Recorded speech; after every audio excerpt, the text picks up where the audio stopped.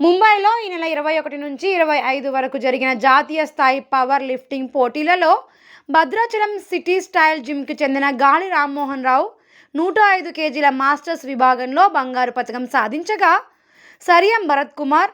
59 కేజీల జూనియర్స్ విభాగంలో కాంస్య పతకం సాధించినట్లు Bhadrachalam city style gym coach G V Ramireddy తెలిపారు. ఈ గెలుపొందిన క్రీడాకారులు మాట్లాడుతూ,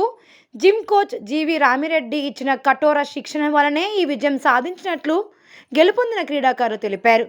గెలుపొందిన క్రీడాకారులను పట్టణంలోని పలు క్రీడా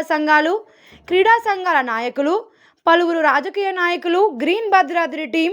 బోగాల శ్రీనివాసరెడ్డి, భద్రాచలం పట్టణ ప్రముఖ సంఘ సేవకులు గాదె మాధవరెడ్డి,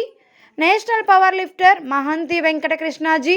గుగులోత్ శోభన్ నాయక్, ప్రముఖ వ్యాపారవేత్త Veerareddy, gold union president Izzada Prabhakar మరియు సిటీ స్టైల్ జిమ్ సభ్యులు అభినందించడం జరిగింది.